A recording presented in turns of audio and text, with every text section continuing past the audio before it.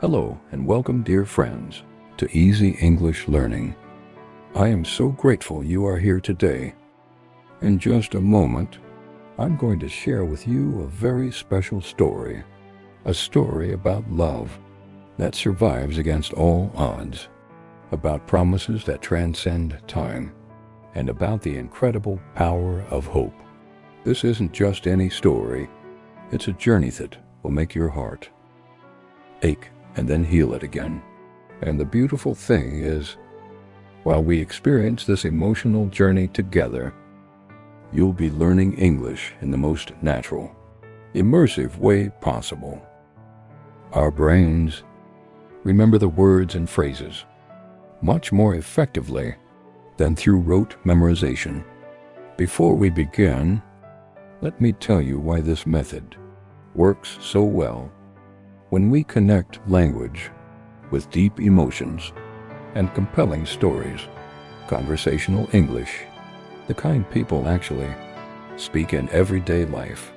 So before we start, here's what I suggest. Find a comfortable spot where you won't be disturbed. Maybe grab a warm drink, tea, coffee, or whatever you enjoy. Let yourself be fully present for this experience. Don't worry about understanding every single word. At first, just let the story wash over you. You can always rewatch sections later for deeper understanding. Let's begin our story. Lena was a 28-year-old woman who lives in New York City. She works as a book editor. Every morning, she goes to the same small coffee shop near her apartment to work. One Tuesday, she sits at her usual table by the window. She drinks black coffee and reads a book. She doesn't notice the handsome soldier sitting across the room watching her. His name is James. He's 30 years old and an Army captain. Today is his last day in New York. Before going back to his base, James gets 2 cups of coffee from the counter. He walks to Lena's table. "Hello," he says. "You have been working very hard. I thought you might need more coffee." Lena looks up, surprised. She sees kind brown eyes and a warm smile. At first, Lena is shy, but James makes her laugh with funny stories. About Army life. They talk for hours. James has to leave for his base that evening, but before he goes, he asks for Lena's phone number. "I would like to call you," he says, "if that's okay." Lena smiles and writes her number on his hand. For the next month, they talk every night. James tells Lena about his childhood in Texas. Lena tells James about her dream to write a novel someday. One night, James sounds serious on the phone. "Lena," he says, "I'm being sent to Afghanistan next week." Lena's heart stops, then she asked, "For how long?" "1 year." James answers. There is silence then, he says. "Can I see you before I go?" Lena takes the train to his base that weekend. They spend 2 perfect days together. On the last night, James gives Lena his dog tags, the metal necklace all soldiers wear. "Wait for me," he asks. Lena puts the tags around her neck.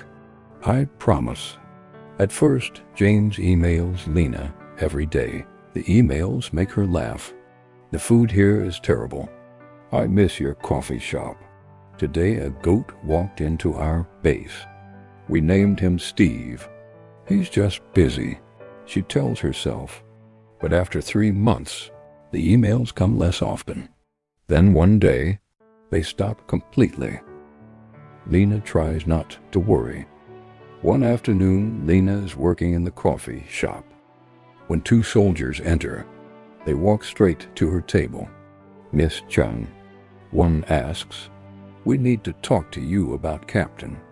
Lena's hands start shaking.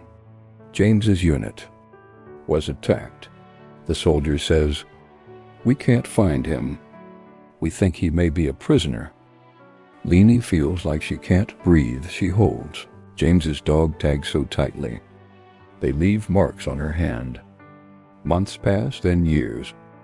Lena keeps living her life. She becomes a successful editor. She makes new friends, but every night she touches James's dog tags and wonders where he is.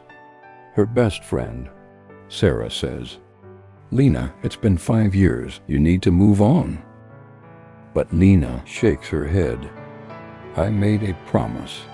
One stormy night, Lena hears loud knocking. When she opens the door, she sees a thin man with a beard. It takes her a moment to recognize James. He looks different, older, tired, with scars on his face. "Hello, Lena," he says softly. "I'm home."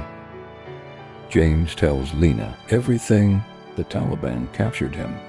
He was a prisoner for 3 years before escaping.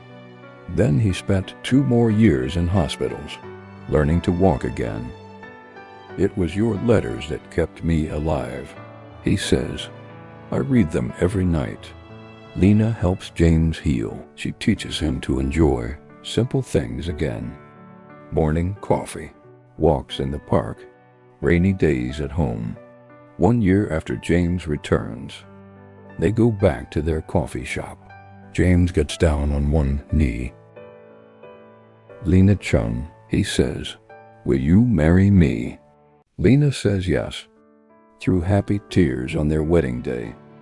Lena wears James's dog tags under her dress. James keeps Lena's first letter to him in his pocket. Now, 5 years later, James and Lena owned that little coffee shop together. They named it The Promise. Every morning they sit at the same table, where they first met. Sometimes soldiers come in and ask about the name. James smiles at Lena and says, "It's a long story, but it has a happy ending." The end. And so, dear friends, we reach the end of The Promise, a story about love that refused to surrender to time, distance, or even war. Before we say goodbye, I'd love to hear, what moment touched you most? Was it the rainy cafe meeting, the knock after 12 years, or that messy pancake morning? Finally, remember this: language is like love. It grows stronger when we commit to it. Every word you learn today is like Lena's promise, a small step towards something beautiful. So keep listening, keep practicing, and keep believing in happy endings. And that's the end of our story today. I hope you enjoyed learning English through this short tale. Remember, stories are a powerful way to improve your vocabulary, grammar, and listening skills in a fun and natural way. If you found this helpful, don't forget to like this video, subscribe for more English learning content, and comment below what was your favorite part of the story. Let me know what kind of stories you'd like to hear next. See you in the next video. Happy learning.